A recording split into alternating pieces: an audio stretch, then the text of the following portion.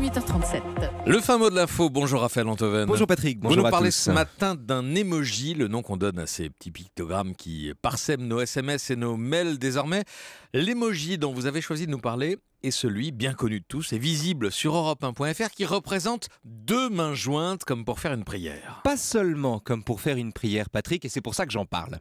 À première vue, c'est une prière. Et quand il n'est pas représenté, on croirait presque voir derrière les mains jointes un halo de lumière céleste. Mais quand on le regarde de plus près, on s'aperçoit que l'emoji en question est aussi ce qu'on appelle un high five.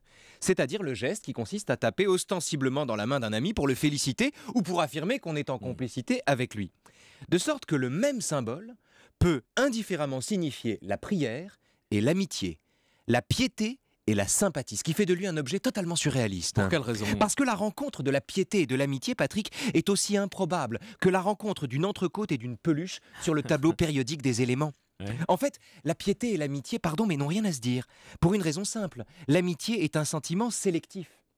Si, par exemple, vous faites un dîner chez vous, Patrick, vers 18h comme ça, vous allez inviter les gens que vous aurez envie de voir. Vos bons amis, les gens que vous ne voyez pas suffisamment et avec qui vous pourrez librement rire et éventuellement dire des bêtises à table. Bref, vous n'allez pas inviter n'importe qui. Non, c'est sûr, oui. Eh bien oui, parce qu'aux yeux de l'amitié, tout le monde ne se vaut pas.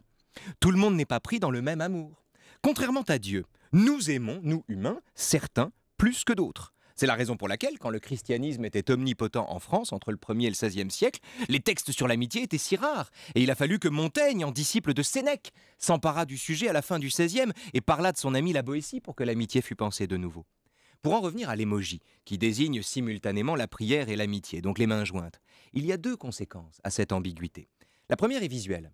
Quand on sait, on voit.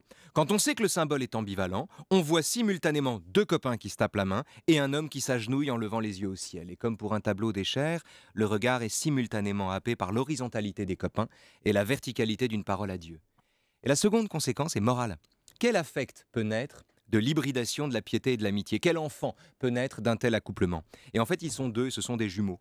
La demande et la reconnaissance, où prière et amitié entrent à part égale. C'est d'ailleurs le vrai sens de cet emoji et les deux motifs de son emploi, supplier ou remercier. Le fin mot de l'info, Dans le monde des emojis, Dieu est un pote. Raphaël Antoven. À demain. À demain.